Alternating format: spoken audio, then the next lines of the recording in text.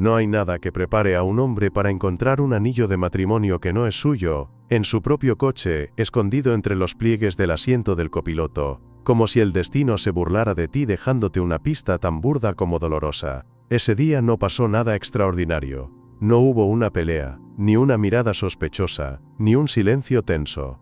Simplemente bajé al garaje a buscar el cargador del móvil que creía haber dejado en la guantera, y lo que encontré en cambio fue un anillo dorado, pequeño, con una inscripción interior que no era mi nombre ni el de Marta. Decía R&M, siempre 13/06. Me quedé mirando esa frase con una mezcla de incredulidad y rabia seca, esa que no quema en el momento pero se queda debajo de la piel, como una infección silenciosa. Lo giré varias veces entre los dedos como si pudiera encontrar otra explicación, algo lógico, una casualidad, pero no. No había casualidades en ese coche. No había margen para dudas. Esa mierda estaba ahí porque alguien se la quitó dentro de mi coche, porque alguien tuvo la confianza suficiente para quitarse un símbolo de compromiso delante de mi mujer, porque Marta lo permitió. Me quedé sentado en el asiento del conductor, con la puerta abierta y el cuerpo tenso, mirando hacia el vacío del garaje como si todo el universo me estuviera mirando de vuelta, esperando a ver qué haría. Durante varios minutos no hice nada. No grité, no lloré, no lancé nada contra el suelo, solo sostuve el anillo con los dedos, y me dejé tragar por una calma extraña, como si mi mente se negara a aceptar lo evidente. Pero lo evidente ya estaba ahí, brillando con descaro, con una fecha grabada que no significaba nada para mí, pero que debía ser todo para ellos. Cuando subí al piso, Marta estaba en la cocina, cortando cebolla como si no pasara nada, como si no tuviera el olor de otro hombre todavía impregnado en el cuello de su blusa. Me miró, me sonrió y me preguntó si quería cenar pasta o tortilla, y yo la miré como si fuera una desconocida. No tengo hambre. ¿Estás bien? Sí, solo cansado. Me fui directo al baño, cerré la puerta con seguro, abrí el grifo de la ducha para que no se oyera nada, y saqué el anillo del bolsillo. Me senté en el borde de la bañera y lo volví a mirar, una y otra vez, como si estuviera leyendo un mensaje en otro idioma que no terminaba de entender, aunque en el fondo ya sabía lo que decía. Después de eso, empecé a observar, a poner atención a los detalles que antes ignoraba. El perfume nuevo que no me reconocía, los mensajes que le hacían sonreír cuando pensaba que no la miraba, las excusas para usar mi coche en vez del suyo. Marta nunca había sido buena mintiendo, pero tampoco lo necesitaba, porque yo había dejado de sospechar hacía años. Nunca pensé que tuviera que mirar su bolso, revisar su agenda, o pensar dos veces en lo que me contaba al volver del trabajo. Pero ahora todo tenía otro color. Todo olía a trampa, y lo peor es que seguía actuando igual, seguía besándome por la mañana antes de salir, seguía preguntándome por mi día, seguía diciendo que me amaba, y yo, como un imbécil, respondía, yo también, mientras por dentro imaginaba las manos de otro acariciándole el pelo, los labios de otro susurrándole frases que antes eran nuestras. Porque eso era lo que más dolía, no era el acto físico, era la intimidad que me habían quitado. El saber que alguien estaba recibiendo la versión de Marta que yo creía exclusiva. Guardé el anillo en una caja de herramientas, entre tornillos y piezas viejas, como si fuera una evidencia en una investigación criminal, esperando el momento de enfrentarla, de ponerlo sobre la mesa y obligarla a hablar. Pero no lo hice de inmediato. Necesitaba pensar.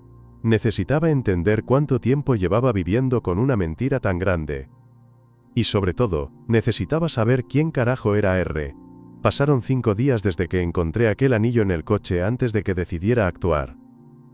Fueron 5 días en los que cada movimiento de Marta era un golpe lento y calculado a mi paciencia. Me despertaba y la veía vestirse con más cuidado del habitual, maquillarse en el baño con la puerta cerrada, revisar su móvil con el sonido desactivado como si fuera un secreto de estado.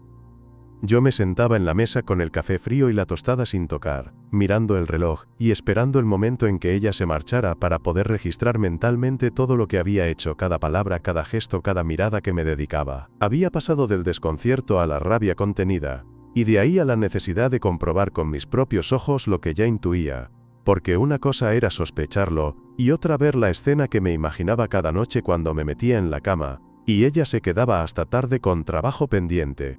El viernes siguiente, cuando ella salió del portal diciendo que iba a cenar con las chicas de la oficina, Para celebrar que habían terminado un proyecto importante, decidí seguirla. No me hizo falta planear nada complicado.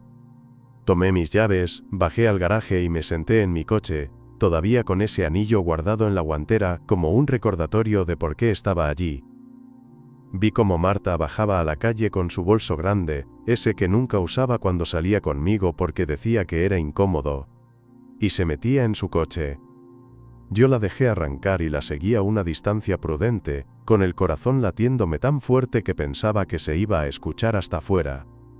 Conducía sin mirar atrás, tranquila, con esa seguridad de quien no imagina que está siendo vigilada. No tardé mucho en descubrir que no iba a ningún restaurante con amigas. Aparcó en una calle lateral, en una zona de edificios viejos a las afueras, y apagó el motor. Yo aparqué 2 coches más atrás y bajé un poco la cabeza para que no pudiera verme por el retrovisor. Estuvo unos minutos en el coche, mirando su móvil. Después se abrió la puerta del copiloto y entró un hombre. Era más joven que yo, con barba corta y chaqueta oscura. Le reconocí en cuanto vi su cara de perfil. Raúl, uno de los diseñadores de la empresa de Marta. Lo había visto 2 veces en eventos donde ella me había presentado a todo el equipo, siempre sonriente, siempre educado. Nunca imaginé que era él el que estaba detrás del anillo. Se saludaron con un beso en los labios tan natural como si fueran pareja desde hacía años, y se quedaron unos segundos mirándose antes de arrancar de nuevo. No me moví del coche. Estuve a punto de salir corriendo, abrir su puerta y sacarlos a empujones, pero algo dentro de mí me obligó a quedarme quieto. Quería ver hasta dónde llegaba aquello. Quería que no quedara margen para que Marta pudiera inventarse una historia. Les seguí mientras conducían por calles estrechas hasta que aparcaron frente a un pequeño hotel discreto, sin nombre visible en el exterior, de esos que parecen pensados para que nadie te pregunte nada. Los vi bajar, caminar juntos y entrar como si nada. Entonces lo supe. Ya no había dudas. No era un simple coqueteo. No era un malentendido. Era mi mujer, entrando a un hotel con otro hombre. Me quedé en el coche casi media hora, con las manos tan apretadas en el volante que me dolían los nudillos. Cada minuto que pasaba en esa calle era una confirmación de lo que ya estaba roto. No había necesidad de subir ni de espiar más. Ya lo había visto todo. Cogí el anillo de la guantera y lo tuve en la mano mientras miraba la puerta del hotel, como si ese trozo de metal me estuviera quemando la piel. Después arranqué el coche y me fui. No tenía plan. No sabía cómo iba a enfrentarla, ni cuándo ni con qué palabras. Pero sí tenía claro que no pensaba fingir ni un día más. Cuando volvió a casa, casi 3 horas después, Marta traía la misma sonrisa falsa de los últimos días. Se quitó los zapatos en la entrada, dejó el bolso sobre la silla y me miró como si todo estuviera normal. Yo estaba en la mesa del comedor, con el anillo delante de mí, girándolo con un dedo para que ella lo viera en cuanto entrara. «¿Qué es esto, Marta?». Se detuvo en seco. Durante un segundo vi en su cara una mezcla de sorpresa y miedo, pero enseguida la cambió por una expresión neutra. «No sé de qué me hablas». «Sí que sabes. Estaba en mi coche.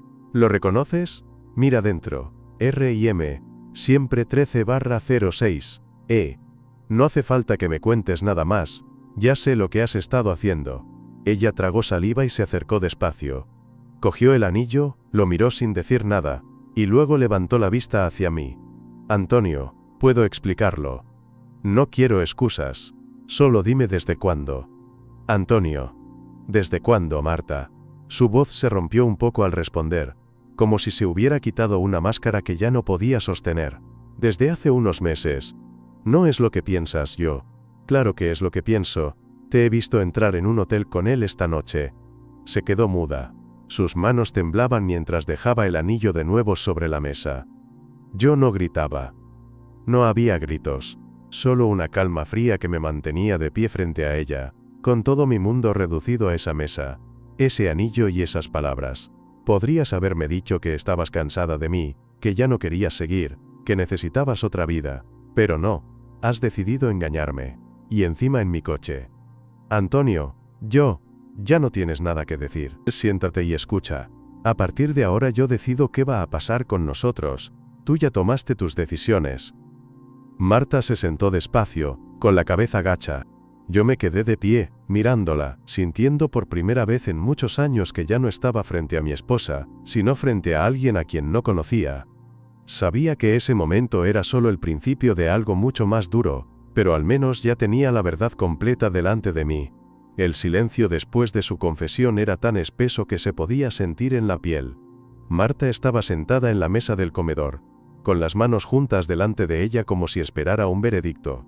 Yo permanecía de pie, con los brazos cruzados, mirándola de arriba a abajo y tratando de recordar en qué momento esa mujer se había convertido en alguien capaz de destrozar todo lo que habíamos construido. La calma que había mantenido en el coche y al entrar en casa empezaba a quebrarse. Sentía una presión creciente en el pecho, una mezcla de rabia y decepción que me empujaba a hablar, a exigir respuestas. «Mírame, Marta», dije finalmente. Ella levantó la vista despacio, con los ojos vidriosos. «No voy a permitir que te sientes ahí y esperes a que esto pase como si nada. Vas a contarme todo ahora. ¿Dónde, cuándo, cómo y por qué? No me vas a mentir más ni me vas a endulzar nada. Quiero saber exactamente lo que has estado haciendo con ese hombre». Marta respiró hondo antes de responder. «Antonio, yo no quería que esto pasara. Empezó como algo de trabajo. Quedábamos para preparar presentaciones, para reuniones. Un día se nos fue de las manos. No lo busqué de verdad. ¿Solo pasó? ¿Solo pasó?», repetí yo, acercándome a la mesa.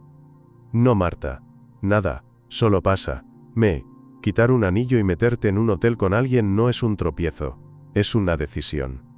Son muchas decisiones seguidas. Así que vuelve a intentarlo. Explícame por qué». «Me sentía sola», respondió ella, bajando la mirada. «Tú estabas siempre metido en tus cosas, tus proyectos. Llegaba a casa y estabas cansado, distraído. Yo también me sentía invisible». «¿Y esa es tu justificación?», pregunté, golpeando la mesa con la palma abierta. «Yo también estaba cansado, Marta. Pero no salí a buscar a nadie. No me metí en la cama de nadie. Si te sentías sola, podrías haber hablado, podrías haberme dicho algo».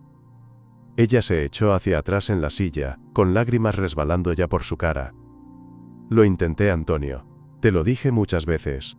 Pero cada vez que te hablaba, estabas pensando en otra cosa. Con Raúl me sentía escuchada.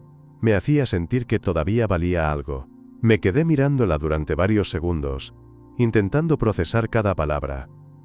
«Así que yo soy el culpable de que tú te metas con un tipo de tu trabajo en hoteles baratos», dije al final, con un tono duro. «Perfecto. Al menos eres sincera en eso». «No te estoy culpando», balbuceó Marta. «Solo te estoy diciendo cómo me sentía. No quiero perderte, Antonio. No quiero que esto acabe así. No quieres perderme, pero me has estado mintiendo durante meses. No quieres perderme, pero usas mi coche para ir a verte con él. No quieres perderme, pero me tratas como a un estúpido, mientras te arreglas para otro.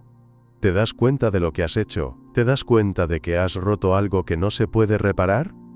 Ella se cubrió la cara con las manos y empezó a llorar de manera abierta. «No sé qué decirte. No sé cómo arreglarlo».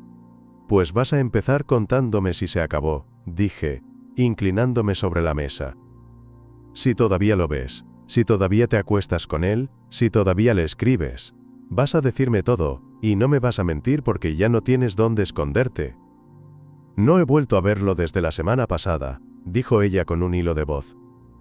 «Le dije que teníamos que parar. No me contestó más. Hoy solo quedamos para hablar. Nada más. Te vi entrar en un hotel con él hace unas horas. No era para hablar. No me mientas más, Marta». Ella se estremeció, consciente de que ya no tenía margen. «Está bien. Sí, lo vi hoy. Sí, todavía estábamos juntos. Pensaba que podría manejarlo, que podría dejarlo sin que tú te enteraras». «Lo manejaste perfecto», respondí con sarcasmo. «Dejaste su anillo en mi coche. Buen detalle». Marta levantó la cabeza, con el rostro enrojecido por las lágrimas. «Antonio, yo sé que no tengo derecho a pedir nada, pero no me eches ahora. Déjame explicarlo todo bien. Déjame intentar arreglarlo. Estoy dispuesta a lo que sea». «No, Marta», dije con voz baja pero firme. «Se acabó el tiempo de las explicaciones. Esta noche vas a hacer las maletas, y te vas a ir a casa de tu hermana o donde quieras. No voy a dormir bajo el mismo techo con alguien que me ha mentido de esta forma. Y después, ya veremos qué pasa. No tengo dónde ir, dijo ella, suplicante. Antonio, por favor, no me dejes así, no me dejes sin nada. ¿Pensaste en eso cuando estabas en ese hotel? ¿Pensaste en eso cuando borrabas los mensajes? Ahora no es mi problema. Ella se levantó bruscamente de la silla y se acercó a mí, intentando tocarme el brazo. Antonio, por favor, no me hagas esto. Yo te quiero. Me equivoqué, pero te quiero. Aparté su mano con un gesto rápido. No vuelvas a tocarme. No tienes ni idea de lo que significa querer a alguien. Si me hubieras querido, no estaríamos aquí. Ahora sube y empieza a recoger tus cosas. No me obligues a hacerlo yo. Marta dio un paso atrás, con los ojos muy abiertos. Durante unos segundos pareció que iba a seguir insistiendo, pero al final se giró despacio y se dirigió hacia las escaleras sin decir nada. Escuché sus pasos subir y después el sonido de un cajón abriéndose en nuestra habitación. Yo me quedé en el comedor, respirando hondo, sintiendo cómo la rabia y el cansancio se mezclaban hasta dejarme temblando. Estuve así casi una hora, sentado en la misma silla en la que ella había estado, mirando el anillo sobre la mesa. Pensaba en cada detalle de los últimos meses, en cada gesto que ahora cobraba sentido. Recordaba cuando ella decía que estaba demasiado cansada para salir conmigo, cuando me pedía que le prestara el coche porque el suyo estaba en el taller, cuando llegaba tarde con excusas preparadas. Todo encajaba. Todo tenía un orden. Y yo había estado ciego. Cuando Marta bajó con una maleta pequeña y el bolso al hombro, yo seguía en la misma posición. Ella se detuvo frente a mí, con la mirada baja. ¿De verdad quieres que me vaya ahora?, preguntó con voz apagada. Sí, respondí. ¿Ahora? Ella asintió despacio y se dirigió a la puerta. Se detuvo un instante antes de salir y se giró para mirarme. Antonio, lo siento, dijo finalmente. No contesté. La vi salir y cerrar la puerta. Me quedé solo en la casa que hasta esa noche había sido nuestro hogar. Ahora era otra cosa. Esa noche no dormí. Me quedé en el sofá con la luz apagada, mirando la puerta cerrada por la que Marta se había ido con su maleta. Tenía la cabeza llena de escenas que se repetían una y otra vez, desde la imagen de ella bajando del coche con Raúl, hasta sus palabras vacías pidiendo perdón. No sentía pena ni tristeza, lo que sentía era una necesidad urgente de hacer algo con todo eso. No podía simplemente dejarlo pasar, no era suficiente haberla echado de casa. No era suficiente haberle dicho en la cara todo lo que pensaba, necesitaba más. Tenía que devolvérselo, tenía que sentir que el daño era proporcional, que no me iba a ir con la frente baja. No fue un impulso irracional, ni un ataque de locura, fue algo que pensé durante horas. Fui repasando cada recurso que tenía, cada punto débil de ella, cada espacio donde podía golpear sin que fuera ilegal pero sí efectivo. Marta llevaba meses mintiéndome, y durante ese tiempo había dejado rastros.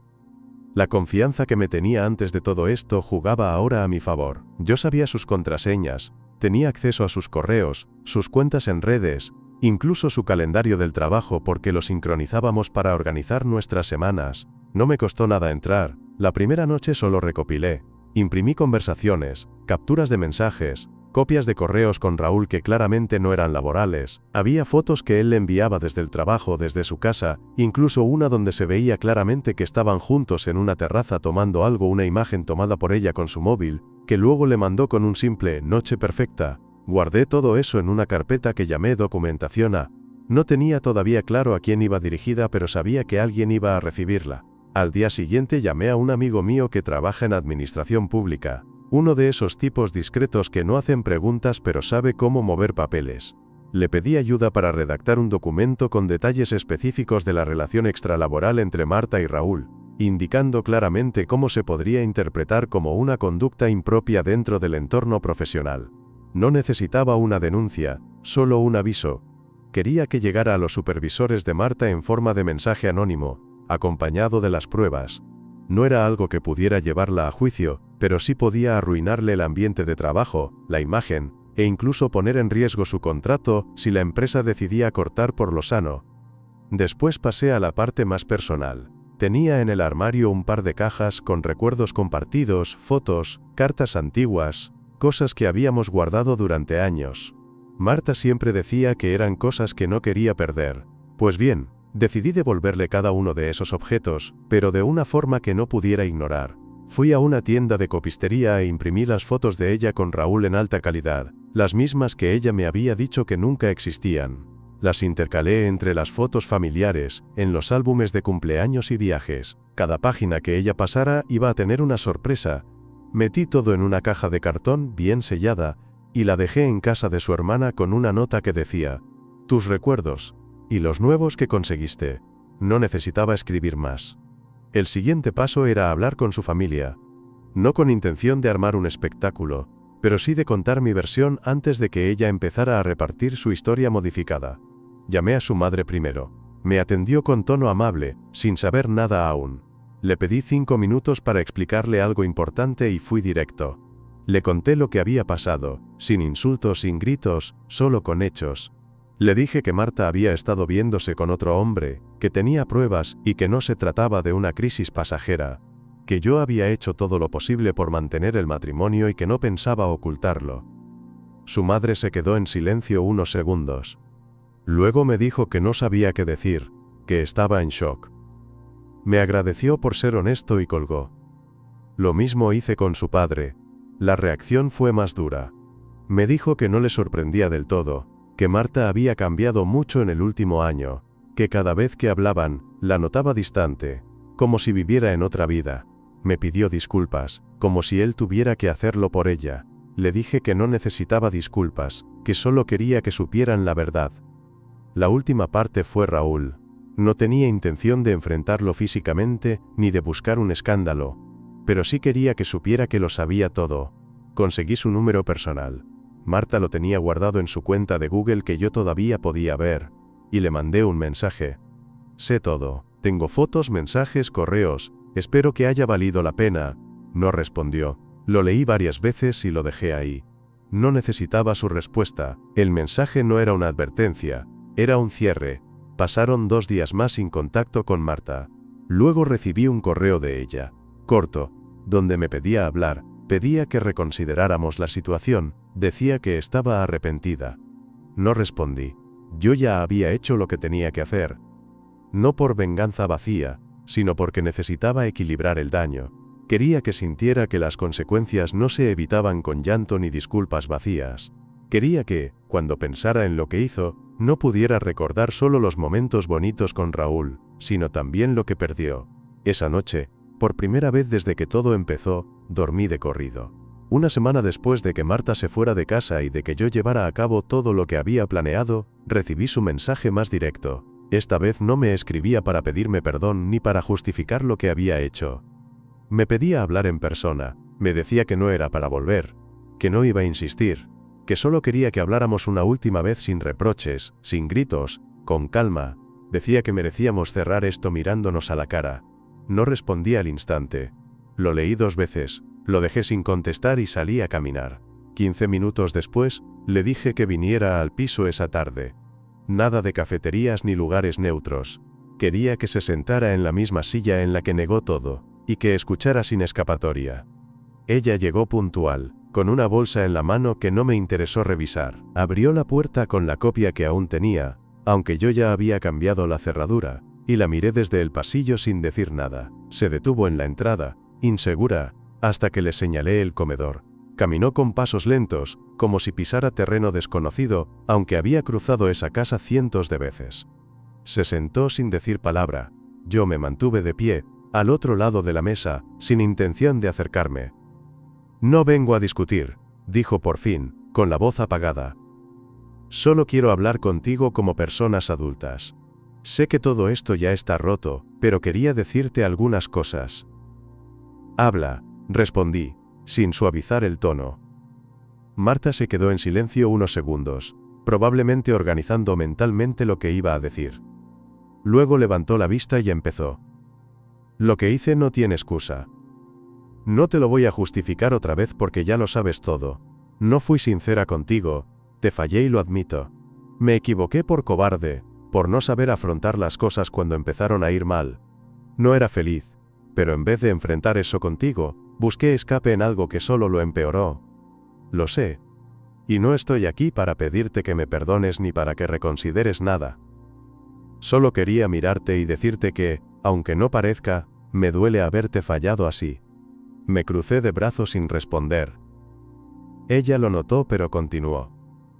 Desde que me fui, no he podido dejar de pensar en cómo arruiné todo. Y no me refiero solo a la relación. Me refiero al respeto que tú me tenías, a la confianza, a la historia que teníamos. Perdí todo eso por alguien que, al final ni siquiera valía la pena. Raúl ya no forma parte de mi vida. Terminamos definitivamente. Fue una mierda todo. Se volvió distante cuando me vio afectada. Me di cuenta de que para él fue solo una aventura cómoda, un capricho, y yo lo permití. Eso no me sirve de consuelo, dije sin moverme. No cambia nada. No lo digo para consolarte, contestó ella. Lo digo porque sé que tú nunca mereciste esto. Ni la traición, ni las mentiras, ni las humillaciones. Quiero que sepas que no estoy huyendo de las consecuencias. Ya, hable con acento agudo con mi jefe. Le contaron todo. Sé que alguien envió documentos. Me citaron para una reunión y no sé si me van a echar, pero si lo hacen, lo aceptaré. No voy a ir llorando a nadie. Es parte de lo que hice y lo voy a asumir. Yo fui quien mandó esa información, le dije sin rodeos. Y no me arrepiento. No me voy a quedar con los brazos cruzados viendo cómo tú sigues con tu vida mientras yo recojo los pedazos de la mía. Marta asintió sin sorpresa. Lo imaginé. Y tienes derecho, no pienso reprochártelo. Solo quería que lo escucharas de mí. Hubo una pausa incómoda. Ella bajó la mirada hacia sus manos, que jugueteaban con la cremallera de la bolsa que había traído. Después de un rato, levantó la cabeza otra vez. Antonio, sé que ya no tiene sentido decirlo, pero yo sí te quise. Lo hice durante muchos años. No sé en qué momento me convertí en la persona que te hizo esto. Y eso es lo peor, saber que fui capaz de destruir a la única persona que siempre estuvo para mí. No digas que me quisiste, respondí con un nudo en la garganta que no pensaba mostrar. Porque querer a alguien no es hacer lo que hiciste. Tú no me quisiste. Me tuviste, y lo diste por hecho. Ella cerró los ojos un momento. Los abrió con dificultad. Tienes razón. Entonces ya no hay más que hablar, dije, dando un paso hacia la puerta. No te odio, Marta. No quiero venganza eterna. Pero tampoco te respeto, y sin respeto no hay posibilidad de nada. ¿Vas a divorciarte?, preguntó, sin levantar mucho la voz. Sí, respondí. Y no voy a hacer esto complicado. No voy a buscar destruirte, pero tampoco esperes consideración. Voy a buscar lo justo. Y después, no quiero saber más de ti. Ella asintió. Se levantó lentamente, recogió su bolsa, y caminó hacia la puerta sin intentar abrazarme, sin pedirme una última oportunidad. Se detuvo un segundo antes de salir. Gracias por dejarme hablar. No lo merecía, pero gracias. No respondí. Cerró la puerta detrás de ella. Me senté en la misma silla en la que había estado. Era la última vez que íbamos a compartir ese espacio como pareja. No me sentí aliviado, ni mejor. Pero sí sentí que al menos, esa conversación había terminado en mis términos. Y eso, después de todo, era suficiente. El día que firmé los papeles del divorcio, no hubo drama, no hubo discusión, ni siquiera hubo contacto visual. Nos llamaron por separado, firmamos en silencio, cada uno con su abogado al lado, y al salir del juzgado Marta simplemente se marchó sin decir palabra. Yo tampoco dije nada. No tenía sentido alargar algo que ya había muerto mucho antes de que estuviéramos sentados allí. La semana siguiente recogió lo poco que quedaba suyo en el piso.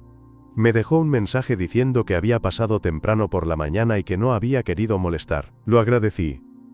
Lo último que necesitaba era otro intento de cerrar un ciclo que ya estaba más que cerrado. Con el divorcio hecho y los trámites terminados, vino el verdadero vacío. No el de estar solo en casa o no tener con quién hablar por las noches, eso se supera. Lo difícil fue aceptar que había perdido una parte importante de mi vida, y que no iba a recuperarla. No me refiero a Marta como persona, sino al tiempo invertido, a las decisiones compartidas, a todo lo que planeamos, y que ahora no tenía ningún valor. Me pasé varios días haciendo limpieza general, no porque necesitara que el piso brillara, sino porque necesitaba borrar su presencia de cada rincón. Tiré cosas que jamás pensé que tiraría: ropa, recuerdos, fotos, regalos. Todo fuera. Me quedé con lo necesario y nada más. Un amigo me invitó a salir un fin de semana. Me dijo que no podía quedarme encerrado en casa, que era momento de pasar página. Lo intenté. Fui con él a un bar, tomamos algo, hablamos de todo menos del tema, pero no me sentía listo para volver a esa vida. Había mujeres, sí, incluso una se me acercó y me preguntó si quería tomar algo con ella. Le dije que no, con amabilidad, pero sin dudar. No me interesaba empezar nada con nadie, no todavía. No porque Marta siguiera en mi cabeza, sino porque no tenía energía para ponerme otra vez en el proceso de conocer a alguien, confiar, construir. Todo eso me parecía lejano y poco atractivo. Poco a poco empecé a organizarme de otra manera. Volví al gimnasio que había dejado meses atrás. Cambié de supermercado, no porque el anterior fuera malo, sino porque me cansaba encontrarme con gente que me preguntaba por Marta. Cambié también de médico de cabecera y de banco. No quería ver las mismas caras que nos habían visto como pareja durante años. Era mi manera de empezar de nuevo. No me mudé de casa porque económicamente no tenía sentido, y además porque me parecía una forma de demostrarme que podía transformar ese espacio, sin necesidad de huir de él. Una tarde, semanas después de haber firmado el divorcio, me llamó la hermana de Marta. Quería saber cómo estaba. Me sorprendió, pero respondí con cortesía. Hablamos unos 10 minutos, sin entrar en detalles. Al final me dijo que Marta estaba viviendo en un piso alquilado, que había dejado el trabajo por decisión propia, y que no estaba pasando por un buen momento. No le pregunté más. No por crueldad, sino porque no me aportaba nada saber cómo estaba ella. Yo estaba concentrado en reconstruir mi rutina, en volver a sentir que el control de mi vida lo tenía yo, no los errores de otros. A nivel económico el divorcio fue justo. Dividimos lo que había que dividir, vendimos lo que no tenía sentido conservar, y cada uno se quedó con lo que era lógico. Yo no quería sacar provecho ni castigarla con deudas o desequilibrios. Solo quería cerrar la etapa sin pendientes. Los abogados dijeron que era raro ver un proceso tan limpio después de una infidelidad, pero yo no buscaba revancha legal. Lo que tenía que hacer ya lo había hecho, y no necesitaba más. Un par de meses después, recibí un correo de Marta, corto, directo. Me decía que esperaba que estuviera bien, que solo quería agradecerme por no haberla destruido más allá de lo que ya había pasado. No lo respondí. No era necesario. Ella tenía derecho a enviar ese mensaje, y yo tenía derecho a ignorarlo. Era parte del equilibrio. La vida no se arregla sola después de algo así. Aún tengo días en los que me levanto sin ganas de hablar con nadie, días en los que me pregunto si en algún momento podré volver a confiar en alguien, y días en los que me da igual todo. Pero también he recuperado cosas. La tranquilidad de llegar a casa sin preguntarme si me están mintiendo, la seguridad de que cada decisión es mía, la sensación de no tener que fingir nada frente a nadie. Todo eso pesa más que el dolor. Ahora salgo a caminar todos los días. He vuelto a hablar con gente con la que había perdido contacto. No porque busque llenar un vacío, sino porque empiezo a tener espacio para cosas nuevas. No tengo prisa. No tengo planes grandes. Solo quiero seguir paso a paso, sin volver a aceptar menos de lo que merezco. Lo que pasó con Marta me cambió, pero no me destruyó.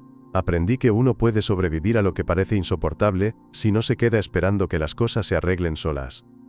Y si algo he entendido, es que no importa cuánto tiempo lleves con alguien, nunca conoces del todo a una persona hasta que tienes que ver cómo actúa cuando sabe que te está lastimando. No sé qué pasará en el futuro, no tengo idea de si volveré a enamorarme o si simplemente viviré tranquilo solo. Pero esta vez, si alguien entra en mi vida, será bajo mis términos. Y si no, estaré bien también. Ya no necesito a nadie para sostenerme.